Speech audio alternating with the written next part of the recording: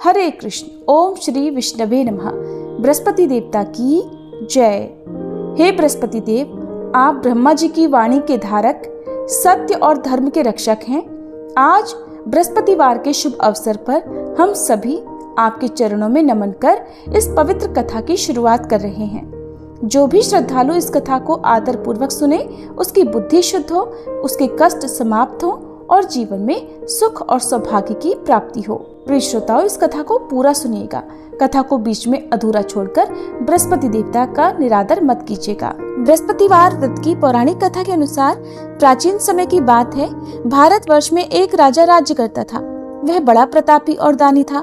वह नित्य प्रति मंदिर में भगवान के दर्शन करने जाता था। वह ब्राह्मण और गुरु की सेवा किया करता था।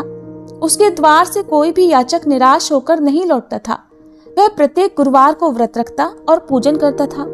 हर दिन गरीबों की सहायता करता था, परंतु ये सब बातें उसकी रानी को अच्छी नहीं लगती थी। वो न तो व्रत करती, न ही किसी को एक भी पैसा दान में देती थी और राजा से भी ऐसा करने को मना किया करती थी। एक समय की बात है कि राजा शिकार खेलने वन को चले गए थे। घर पर रानी और दासी थी। उसी समय गुरु बृहस्पति साधु का रूप धारण करके राजा के दरवाजे पर भिक्षा मांगने आए। साधु ने रानी से भिक्षा मांगी तो वह कहने लगी, हे साधु महाराज, मैं इस दान और पुण्य से तंग आ गई हूँ। इस कार्य के लिए तो मेरे पतिदेव ही बहुत हैं। अब आप ऐसी कृपा करें कि हमारा सारा धन नष्ट हो जाए और मैं आराम से रह सकूं। साधु रूपी बृहस्पति देव ने कहा, हे देवी, तुम बड़ी विचित्र हो। संतान और धन से कोई दुखी नहीं होता है, इसको तो सभी चाहते हैं। पापी भी पुत्र और धन की इच्छा करता है। अगर तुम्हारे पास धन अधिक है तो भूखे मनुष्यों को भोजन कराओ, प्याऊ लगवाओ, ब्राह्मणों को दान दो, धर्मशालाएं बनवाओ, कुआं, तालाब, बावड़ी, बाग, बगीचे आदि का निर्माण कराओ तथा निर्धनों की कुंवारी कन्याओं का विवाह कराओ और यज्ञ आदि करो। इस प्रकार के कर्मों से आपके कुल का और आपका नाम परलोक में सार्थक होगा और स्वर्ग की प्राप्ति होगी। किंतु रानी साधु की इन बातों से खुश नहीं हुई।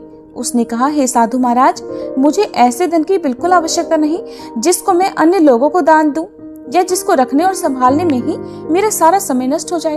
तब साधु ने कहा, हे देवी, अगर तुम्हारी ऐसी ही इच्छा है तो जैसा मैं तुम्हें बताता हूँ तुम वैसा ही करना। बृहस्पतिवार के दिन घर को गोबर से लीपना, अपने केशों को पीली मिट्टी से धोना, राजा से कहना वह दाढ़ी कटवाए, भोजन में मांस मदिरा खाना, कपड़ा धोबी के यहाँ धुलने देना। इस प्रकार 7 बृहस्पतिवार करने से तुम्हारा सब धन नष्ट हो जाएगा। ऐसा कहकर साधु महाराज रूपी बृहस्पति देव अंतर ध्यान हो गए। रानी ने साधु के कहे अनुसार 7 बृहस्पतिवार तक वैसा ही करने का विचार किया। साधु के बताए अनुसार कार्य करते हुए केवल 3 बृहस्पतिवार ही बीते थे कि उसकी समस्त धन संपत्ति नष्ट हो गई। भोजन के लिए दोनों समय परिवार तरसने लगा तथा सांसारिक भोगों से दुखी रहने लगा। तब वह राजा रानी से कहने लगा, हे रानी, तुम यहाँ पर रहो, मैं दूसरे देश को जाता हूँ। क्योंकि यहाँ पर मुझे सभी मनुष्य जानते हैं, इसलिए मैं यहाँ कोई काम नहीं कर सकता। मैं परदेश जा रहा हूँ, वहाँ कोई काम धंधा करूंगा, शायद हमारे भाग्य बदल जाएं। ऐसा कहकर राजा परदेश चला गया। वह वहाँ जंगल से लकड़ी काट कर लाता और शहर में बेचता। इस तरह जीवन व्यतीत करने लगा। इधर राजा के बिना रानी और दासियां दुखी रहने लगी। किसी दिन भोजन मिलता और किसी दिन जल पीकर ही रह जाती। एक बार रानी और दासियों को 7 दिन तक बिना भोजन के रहना पड़ा तो रानी ने अपनी दासी से कहा, हे दासी, यहाँ पास ही के नगर में मेरी बहन रहती है। वह बड़ी धनवान है। तू उसके पास जा और वहां से 5 सेर बेझर मांग कर ले आ, जिससे कुछ समय के लिए गुजर हो जाएगा। दासी रानी की बहन के पास गई। रानी की बहन उस समय पूजा कर रही थी। दासी ने रानी की बहन से कहा, हे रानी, मुझे आपकी बहन ने भेजा है, मुझे 5 सेर बेझर दे दो। दासी ने ये बात अनेक बार कही, परंतु रानी की बहन ने कोई उत्तर नहीं दिया, क्योंकि उस समय वह बृहस्पतिवार की कथा सुन रही थी। जब दासी को रानी की बहन से कोई उत्तर नहीं मिला तो वह बहुत दुखी हुई। उसे क्रोध भी आया। वह लौटकर रानी से बोली, हे रानी, आपकी बहन तो बहुत ही घमंडी है। वह तो छोटे लोगों से बात भी नहीं करती। मैंने उससे बहुत बार कहा, लेकिन उसने कोई उत्तर नहीं दिया। मैं वापस चली आई। रानी बोली, हे दासी, इसमें उसका कोई दोष नहीं है। जब बुरे दिन आते हैं तब कोई सहारा नहीं देता। अच्छे बुरे का पता विपत्ति में ही लगता है। अब तो जो ईश्वर की इच्छा होगी वही होगा। ये सब हमारे भाग्य का दोष है। उधर रानी की बहन ने सोचा कि मेरी बहन की दासी आई थी, परंतु मैं उससे नहीं बोली, इससे वह बहुत दुखी हुई होगी। अतः कथा सुनकर और विष्णु भगवान का पूजन समाप्त कर वह अपनी बहन के घर आई और कहने लगी, हे बहन, मैं बृहस्पतिवार का व्रत कर रही थी। तुम्हारी दासी हमारे घर गई थी, परंतु जब तक कथा होती है तब तक हम लोग न उठते हैं और न बोलते हैं, इसलिए मैं नहीं बोली। कहो दासी क्यों गई थी? रानी बोली, बहन, हमारे घर अनाज नहीं था। वैसे तुमसे कोई बात छिपी नहीं है, इस कारण मैंने दासी को तुम्हारे पास 5 सेर बेजर लेने के लिए भेजा था। रानी की बहन बोली, बहन देखो, बृहस्पति भगवान सबकी मनोकामनाएं पूर्ण करते हैं।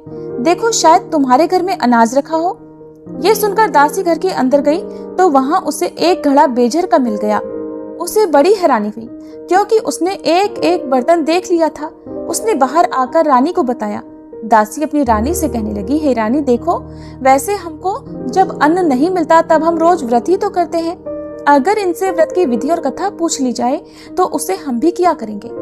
दासी के कहने पर रानी ने अपनी बहन से बृहस्पतिवार व्रत के बारे में पूछा। उसकी बहन ने बताया, हे रानी बहन, बृहस्पतिवार को सूर्योदय से पहले उठकर स्नान करके बृहस्पतिवार का व्रत करना चाहिए, लेकिन उस दिन सिर नहीं धोना चाहिए। बृहस्पतिवार के व्रत में चने की दाल और मुनक्का से विष्णु भगवान का केले के वृक्ष की जड़ में पूजन करें तथा दीपक जलावे। उस दिन एक ही समय भोजन करें। भोजन पीले खाद्य पदार्थ का करें और कथा सुने। इस प्रकार करने से गुरु भगवान प्रसन्न होते हैं, अन्न पुत्र धन देते हैं, मनोकामना पूर्ण करते हैं। व्रत और पूजन की विधि बताकर रानी की बहन अपने घर लौट गई। रानी और दासी दोनों ने निश्चय किया कि बृहस्पति देव भगवान का पूजन जरूर करेंगे। 7 दिन बाद जब बृहस्पतिवार आया तो उन्होंने व्रत रखा। घुड़साल में जाकर चना और गुड़ बीन लाई तथा उसकी दाल से केले की जड़ तथा विष्णु भगवान का पूजन किया। अब पीला भोजन कहाँ से आए? दोनों बड़ी दुखी हुई, परंतु उन्होंने व्रत किया था, इस कारण बृहस्पति देव भगवान प्रसन्न थे। एक साधारण व्यक्ति के रूप में वे 2 थालों में सुंदर पीला भोजन लेकर आए और दासी को देकर बोले, हे दासी, ये भोजन तुम्हारे और रानी के लिए है, तुम दोनों कर लेना। दासी भोजन पाकर बहुत प्रसन्न हुई और रानी से बोली, रानी जी भोजन कर लो। रानी को भोजन आने के बारे में कुछ नहीं पता था, इसलिए वह दासी से बोली, जा तू ही भोजन कर, क्यों तू व्यर्थ में हमारी हंसी उड़ाती है। तब दासी बोली, रानी, एक व्यक्ति भोजन दे गया है। तब रानी कहने लगी, वो भोजन तेरे लिए ही देकर गया है, तू ही भोजन कर। दासी ने कहा, वह व्यक्ति हम दोनों के लिए 2 थालों में भोजन देकर गया है, इसलिए मैं और आप दोनों ही साथ साथ भोजन करेंगे। फिर दोनों ने गुरु भगवान को नमस्कार कर भोजन किया। उसके बाद से वे प्रत्येक बृहस्पतिवार को गुरु भगवान का व्रत और पूजन करने लगी। बृहस्पति भगवान की कृपा से उनके पास धन हो गया, परंतु रानी फिर पहले की तरह से आलस्य करने लगी। तब दासी बोली, देखो रानी, तुम पहले भी इसी प्रकार आलस्य करती थी। तुम्हें धन रखने में कष्ट होता था, इस कारण सभी धन नष्ट हो गया। अब गुरु भगवान की कृपा से धन मिला है तो तुम्हें फिर आलस्य होता है। बड़ी मुसीबतों के बाद हमने ये धन पाया है, इसलिए हमें दान पुण्य करना चाहिए। तुम भूखे मनुष्यों को भोजन कराओ, प्याऊ लगवाओ, ब्राह्मणों को दान दो, कुआं, तालाब, बावड़ी आदि का निर्माण करवाओ, मंदिर पाठशाला बनवाकर दान दो, कुंवारी कन्याओं का विवाह करवाओ, धन को शुभ कार्यों में खर्च करो, जिससे तुम्हारे कुल का यश बढ़े और स्वर्ग प्राप्त हो और पितर भी प्रसन्न हो। दासी की बात मानकर रानी ने इसी प्रकार के कर्म करने प्रारंभ कर दिए, जिससे उनका काफी यश फैलने लगा। एक दिन रानी और दासी आपस में विचार करने लगी कि न जाने राजा किस दशा में होंगे, उनकी कोई खोज खबर नहीं है। उन्होंने बृहस्पति देव से प्रार्थना की और तब भगवान ने रात्रि में राजा को स्वप्न में कहा, हे राजा उठ, तेरी रानी तुझको याद करती है, अब अपने देश को वापस लौट जा। राजा प्रातःकाल उठकर जंगल से लकड़ियां काट कर लाने के लिए जंगल की ओर चल पड़ा। जंगल से गुजरते हुए वह सोचने लगा, रानी की गलती से उसे कितने दुख भोगने पड़े।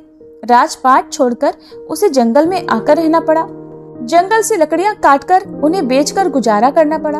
उसी समय उस जंगल में बृहस्पति देव एक साधु का रूप धारण करके आए और राजा के पास आकर बोले, हे लकड़हारे, तुम इस सुनसान जंगल में किस चिंता में बैठे हो, मुझे बतलाओ।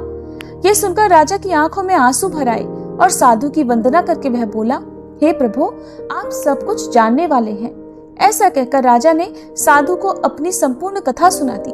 महात्मा दयालु होते हैं। वे राजा से बोले, हे राजा, तुम्हारी पत्नी ने बृहस्पति देव के प्रति अपराध किया था, जिसके कारण तुम्हारी ये दशा हुई। अब तुम किसी प्रकार की चिंता मत करो, भगवान तुम्हें पहले से अधिक धन देंगे। देखो, तुम्हारी पत्नी ने बृहस्पतिवार का व्रत करना प्रारंभ कर दिया है। अब तुम भी बृहस्पतिवार का व्रत करके चने की दाल और गुड़ जल के लोटे में डालकर केले का पूजन करो। फिर कथा कहो या सुनो, भगवान तुम्हारी सब मनोकामनाओं को पूर्ण करेंगे। साधु को प्रसन्न देखकर राजा बोला, हे प्रभु, मुझे लकड़ी बेचकर इतना पैसा नहीं मिलता जिससे भोजन करने के उपरांत कुछ बचा सकूं, और मैंने रात्रि में अपनी रानी को व्याकुल देखा है। मेरे पास कोई साधन नहीं जिससे समाचार जान सकूं। फिर मैं बृहस्पति देव की क्या कहानी कहूं? मुझे तो कुछ भी नहीं मालूम है। साधु ने कहा, हे राजा, तुम किसी बात की चिंता मत करो। बृहस्पतिवार के दिन तुम रोजाना की तरह लकड़ियां लेकर शहर में जाओ। तुम्हें रोज से 2 गुना धन प्राप्त होगा, जिससे तुम भलीभांति भोजन कर लोगे और बृहस्पति देव की पूजा का सामान भी आ जाएगा। बृहस्पतिवार की कथा इस प्रकार है। प्राचीन काल में एक बहुत ही निर्धन ब्राह्मण था। उसकी कोई संतान नहीं थी। वह नित्य पूजा पाठ करता, परंतु उसकी पत्नी बहुत मलिनता के साथ रहती थी। वो न तो स्नान करती और न किसी देवता का पूजन करती थी। प्रातः काल उठते ही सबसे पहले भोजन करती, बाद में कोई अन्य कार्य करती। ब्राह्मण देवता बहुत दुखी रहते थे। पत्नी को बहुत समझाते, किंतु कोई परिणाम नहीं निकलता। भगवान की कृपा से ब्राह्मण की पत्नी के कन्या उत्पन्न हुई। वह कन्या अपने पिता के घर में बड़ी होने लगी। वह बालिका प्रातः स्नान करके भगवान विष्णु का जप करती। वह बचपन से ही बृहस्पतिवार का व्रत भी करने लगी थी। पूजा पाठ समाप्त कर स्कूल जाती तो अपनी मुट्ठी में जौ भरकर ले जाती और पाठशाला जाने के मार्ग में डालती जाती। वही जौ सोने के हो जाते तो लौटते समय उनको बीनकर घर ले आती। एक दिन वह बालिका सूप में उन सोने के जौ को फटककर साफ कर रही थी। तभी उसकी माँ ने देख लिया और कहने लगी, हे बेटी, सोने के जौ को फटकने के लिए सोने का सूप होना चाहिए। दूसरे दिन गुरुवार था। उस कन्या ने व्रत रखा और बृहस्पति देव से प्रार्थना करके कहा, हे प्रभु, यदि मैंने सच्चे मन से आपकी पूजा की हो तो मुझे सोने का सूप दे दो। बृहस्पति देव ने उसकी प्रार्थना स्वीकार कर ली। रोजाना की तरह वह कन्या जौ फैलाती हुई पाठशाला चली गई।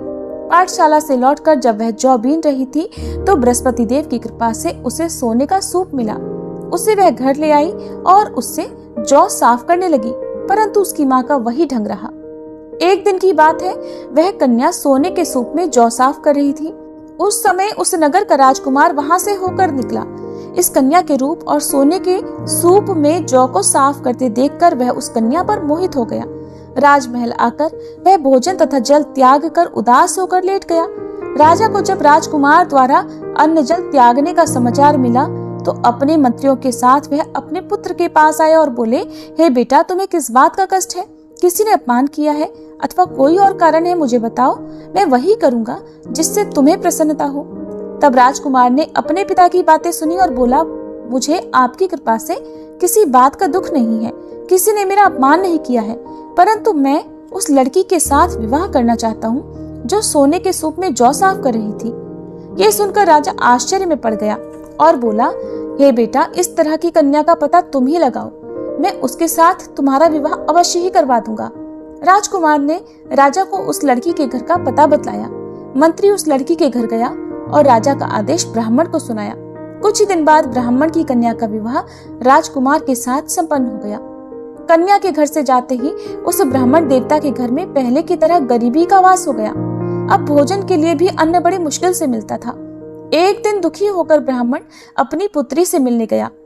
बेटी ने पिता की दुखी अवस्था को देखा और अपनी माँ का समाचार पूछा। ब्राह्मण देवता ने सभी हाल कह सुनाया। तब कन्या ने बहुत सारा धन देकर अपने पिता को विदा कर दिया। इस तरह ब्राह्मण का कुछ समय सुख पूर्वक बीता, लेकिन कुछ दिन बाद फिर वही हाल हो गया। ब्राह्मण फिर अपनी कन्या के यहाँ गया और सभी हाल कहा तो पुत्री कहने लगी, हे पिताजी, आप माताजी को यहाँ लिवा लाओ, मैं उन्हें वह विधि बता दूंगी जिससे गरीबी दूर हो जाए। अब ब्राह्मण देवता अपनी पत्नी को साथ लेकर अपनी पुत्री के पास राजमहल में पहुंचे तो पुत्री अपनी माँ को समझाने लगी, हे माँ, तुम प्रातःकाल उठकर प्रथम स्नानादि करके विष्णु भगवान का पूजन करो तो सब दरिद्रता दूर हो जाएगी। परंतु उसकी माँ ने उसकी एक बात नहीं मानी। वह प्रातःकाल उठकर अपनी पुत्री का बचा जूठन खा लेती थी। एक दिन उसकी पुत्री को बहुत गुस्सा आया। उसने एक रात कोठरी से सारा सामान निकाल दिया और उसमें अपनी माँ को बंद कर दिया। प्रातः उसमें से निकाला और स्नानादि करा के पूजा पाठ करवाया तो उसकी माँ की बुद्धि ठीक हो गई। इसके बाद वह नियम से पूजा पाठ करती और प्रत्येक बृहस्पतिवार को व्रत करने लगी। इस व्रत के पुण्य प्रभाव से उसकी माँ भी बहुत धनवान हो गई और बृहस्पति देवता के प्रभाव से स्वर्ग को गई। वह ब्राह्मण भी सुख पूर्वक इस लोक का सुख भोग कर स्वर्ग को प्राप्त हुए। इस तरह कहानी कहकर साधु महाराज वहां से लोप हो गए। धीरे धीरे समय बीतने पर फिर बृहस्पतिवार का दिन आया। राजा जंगल से लकड़ी काटकर किसी शहर में बेचने गए। उसे उस दिन और दिनों से अधिक धन मिला। राजा ने चना गुड़ आदि लाकर बृहस्पतिवार का व्रत किया। उस दिन से उसके सभी क्लेश दूर हुए। परंतु जब अगला गुरुवार का दिन आया तो वह बृहस्पतिवार का व्रत करना भूल गया। इस कारण बृहस्पति भगवान नाराज हो गए। उस दिन उस नगर के राजा ने विशाल यज्ञ का आयोजन किया तथा अपने समस्त राज्य में घोषणा करवा दी कि कोई भी मनुष्य अपने घर में भोजन न बनाए और आग भी न जलाए। समस्त जनता मेरे यहाँ भोजन करने आए। इस आज्ञा को जो न मानेगा उसको फांसी की सजा दी जाएगी। राजा की आज्ञा अनुसार राज्य के सभी निवासी राजा के भोज में सम्मिलित हुए, लेकिन लकड़हारा कुछ देर से पहुंचा, इसलिए राजा उसको अपने साथ महल में ले गए। जब राजा लकड़हारे को भोजन करा रहे थे तो रानी की दृष्टि उस खूंटी पर पड़ी जिस पर उसका हार लटका हुआ था। उसे हार खूंटी पर लटका दिखाई नहीं दिया। रानी को निश्चय हो गया कि मेरा हार उस लकड़हारे ने चुरा लिया है। उसी समय सैनिक बुलवाकर उसको कैद खाने में डलवा दिया। जब लकड़हारा कारागार में पड़ गया तो बहुत दुखी होकर विचार करने लगा कि न जाने कौन से पूर्व जन्म के कर्म से मुझे ये दुख प्राप्त हुआ है, और उसी साधु को याद करने लगा जो जंगल में मिला था। तत्काल बृहस्पति देव साधु के रूप में प्रकट हो गए और उसकी दशा को देखकर कहने लगे, अरे मूर्ख, तूने बृहस्पति देवता की कथा नहीं की, इस कारण तुझे दुख प्राप्त हुआ है। अब चिंता मत कर, बृहस्पतिवार के दिन कारागार के दरवाजे पर 4 पैसे पड़े मिलेंगे। उनसे तू बृहस्पति देव की पूजा करना तो तेरे सभी कष्ट दूर हो जाएंगे। अगले बृहस्पतिवार उसे कारागार के द्वार पर 4 पैसे पड़े मिले। राजा ने पूजा का सामान मंगवाकर कथा कही और प्रसाद बांटा। उसी रात्रि को बृहस्पति देव ने उस नगर के राजा को स्वप्न में कहा, हे राजा, तूने जिस आदमी को कारागार में बंद करा दिया है वह निर्दोष है, वह राजा है, उसे छोड़ देना। रानी का हार उसी खूंटी पर लटका हुआ है। अगर तू ऐसा नहीं करेगा तो मैं तेरे राज्य को नष्ट कर दूंगा। राजा प्रातःकाल उठा और खूंटी पर हार टंगा देखकर लकड़हारे को बुलाकर क्षमा मांगी तथा राजा के योग्य सुंदर वस्त्र आभूषण भेंट कर उसे विदा किया। गुरुदेव की आज्ञा अनुसार राजा अब अपने नगर को चल दिया। राजा जब नगर के निकट पहुंचा तो उसे बड़ा ही आश्चर्य हुआ। नगर में पहले से अधिक बाग, तालाब और कुएं तथा बहुत सी धर्मशाला, मंदिर आदि बने हुए हैं। राजा ने पूछा कि ये किसका बाग और धर्मशाला है? तब नगर के सब लोग कहने लगे, ये सब रानी और दासी द्वारा बनवाए गए हैं। राजा को आश्चर्य हुआ और गुस्सा भी आया। जब रानी ने खबर सुनी कि राजा आ रहे हैं तो उसने अपनी दासी से कहा, हे दासी, देख, राजा हमको कितनी बुरी हालत में छोड़ गए थे। वह हमारी ऐसी हालत देखकर लौट न जाए, इसलिए तो दरवाजे पर खड़ी हो जा। रानी की आज्ञा अनुसार दासी दरवाजे पर खड़ी हो गई। जब राजा आए तो उन्हें अपने साथ महल में लिवा लाई। तब राजा ने क्रोध करके अपनी तलवार निकाली और पूछने लगा, बताओ, ये धन तुम्हें कैसे प्राप्त हुआ है? तब रानी ने बताया, हमें ये सब धन बृहस्पति देव के व्रत के प्रभाव से प्राप्त हुआ है। राजा ने तब निश्चय किया कि 7 रोज बाद तो सभी बृहस्पति देव का पूजन करते हैं, परंतु मैं रोजाना दिन में 3 बार कथा कहा करूंगा तथा रोज व्रत किया करूंगा। अब हर समय राजा के दुपट्टे में चने की दाल बंधी रहती तथा दिन में 3 बार वह कथा कहता। एक दिन राजा ने विचार किया कि चलो अपनी बहन के यहाँ आवे। इस तरह का निश्चय कर राजा घोड़े पर सवार होकर अपनी बहन के यहाँ चल पड़ा। रास्ते में उसने देखा कि कुछ आदमी एक मुर्दे को लिए जा रहे हैं। उन्हें रोककर राजा कहने लगा, अरे भाइयों, मेरी बृहस्पतिवार की कथा सुन लो। वे बोले, लो, हमारा तो आदमी मर गया है, इसको अपनी कथा की पड़ी है। परंतु कुछ आदमी बोले, अच्छा कहो, हम तुम्हारी कथा भी सुनेंगे। राजा ने दाल निकाली और कथा कहनी शुरू कर दी। जब कथा आधी हुई तो वह मुर्दा हिलने लगा और जब कथा समाप्त हुई तो राम राम करके वह मनुष्य खड़ा हो गया। राजा आगे बढ़ा, उसे चलते चलते शाम हो गई। आगे मार्ग में उसे किसान खेत में हल चलाता मिला। राजा उससे बोला, अरे भैया, तुम मेरी बृहस्पतिवार की कथा सुन लो। किसान बोला, जब तक मैं तेरी कथा सुनूंगा तब तक 4 हरैया जोत लूंगा। जा अपनी कथा किसी और को सुनाना। राजा आगे चलने लगा। राजा के हटते ही बैल पछाड़ खाकर गिर गए तथा किसान के पेट में बहुत जोर से दर्द होने लगा। उसी समय किसान की माँ रोटी लेकर आई। उसने जब ये देखा तो अपने पुत्र से सब हाल पूछा। बेटे ने सभी हाल बता दिया। बुढ़िया दौड़ी दौड़ी उस घुड़सवार के पास गई और उससे बोली, मैं तेरी कथा सुनूंगी, तू अपनी कथा मेरे खेत पर ही चलकर कहना। राजा ने लौटकर बुढ़िया के खेत पर जाकर कथा कही, जिसके सुनते ही बैल खड़े हो गए और किसान के पेट का दर्द भी बंद हो गया। अब राजा अपनी बहन के घर पहुंच गया। बहन ने भाई की खूब मेहमानी की। दूसरे दिन प्रातःकाल राजा जगा तो देखने लगा कि सब लोग भोजन कर रहे हैं। राजा ने अपनी बहन से पूछा कि ऐसा कोई मनुष्य है जिसने भोजन ना किया हो, जो मेरी बृहस्पतिवार की कथा सुन ले। तो बहन बोली, हे भैया, ये देश ऐसा ही है, पहले यहाँ के लोग भोजन करते हैं, बाद में अन्य कोई काम करते हैं। अगर पड़ोस में कोई हो तो देख कर आती हूँ। ऐसा कहकर बहन देखने चली, परंतु उसे कोई भी ऐसा व्यक्ति नहीं मिला जिसने भोजन नहीं किया हो। फिर वह एक कुम्हार के घर गई जिसका लड़का बीमार था। उसे पता चला कि उसके यहाँ 3 दिन से किसी ने भोजन नहीं किया है। रानी ने अपने भाई की कथा सुनने के लिए कुम्हार से कहा तो वह तैयार हो गया। तब राजा ने जाकर बृहस्पतिवार की कथा कही, जिसको सुनकर उसका लड़का ठीक हो गया। अब तो राजा की प्रशंसा होने लगी। एक दिन राजा ने अपनी बहन से कहा, हे बहन, अब मैं अपने घर जाऊंगा, तुम भी तैयार हो जाओ। राजा की बहन ने अपनी सास से अपने भाई के साथ जाने की आज्ञा मांगी तो सास बोली, चली जा, परंतु अपने लड़कों को मत ले जाना, क्योंकि तेरे भाई की कोई संतान नहीं होती है। बहन ने अपने भाई से कहा, हे भैया, मैं तो चलूंगी, परंतु कोई बालक नहीं जाएगा। राजा ने कहा, जब कोई बालक नहीं चलेगा तब तुम भी जाकर क्या करोगी। फिर दुखी मन से राजा अपने नगर को लौट आया। राजा ने अपनी रानी से कहा, हम निसंतान हैं, इसलिए हमारे घर आना कोई पसंद नहीं करता, हम निर्वंशी राजा हैं। ऐसा कहकर वह बिना भोजन आदि किए शैया पर लेट गया। रानी बोली, हे प्रभु, बृहस्पति देव ने हमें सब कुछ दिया है, वे हमें संतान भी अवश्य देंगे। उसी रात बृहस्पति देव ने राजा को स्वप्न में कहा, हे राजा, उठ, सभी सोच त्याग दे, तेरी रानी गर्भ से है। राजा को ये जानकर बड़ी प्रसन्नता हुई। 9वें महीने रानी के गर्भ से एक सुंदर पुत्र पैदा हुआ। जब राजा की बहन ने ये शुभ समाचार सुना तो वह बहुत खुश हुई तथा बधाई लेकर अपने भाई के यहाँ आई। तभी रानी ने कहा, घोड़ा चढ़कर तो नहीं आई, गधा चढ़ी आई। राजा की बहन बोली, भाई, मैं इस प्रकार न कहती तो तुम्हें संतान कैसे मिलती। बृहस्पति देव ऐसे ही हैं, जिसके मन में जो कामनाएं रहती है सभी को पूर्ण करते हैं।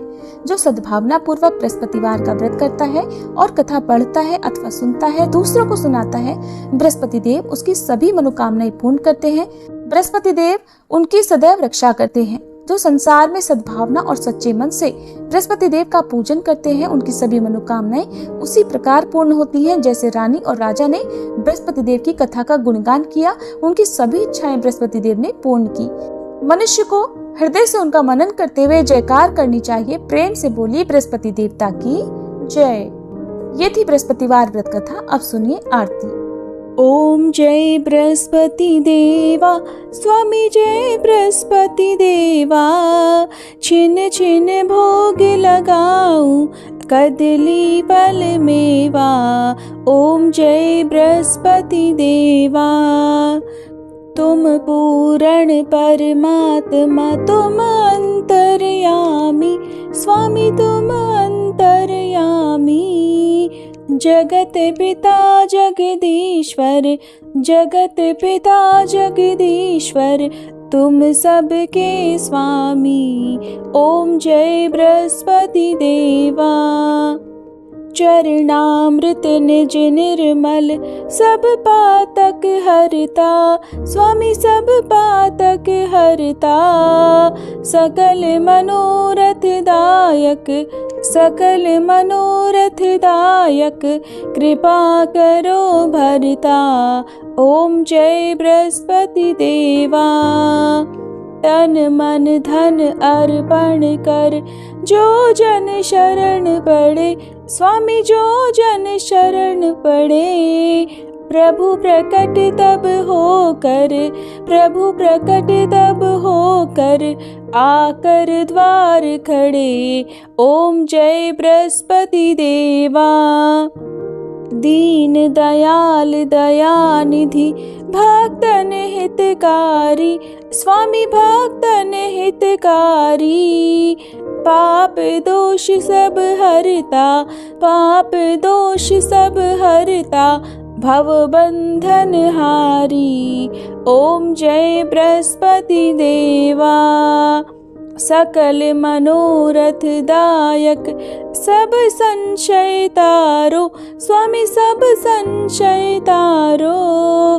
विषय विकार मिटाओ, विषय विकार मिटाओ, संतन सुखकारी। ओम जय बृहस्पति देवा, जो कोई आरती तेरी प्रेम सहित गावे, स्वामी प्रेम सहित गावे। ज्येष्ठानंद बंद सो सो निश्चय पावे। ओम जय बृहस्पति देवा, ओम जय बृहस्पति देवा, स्वामी जय बृहस्पति देवा।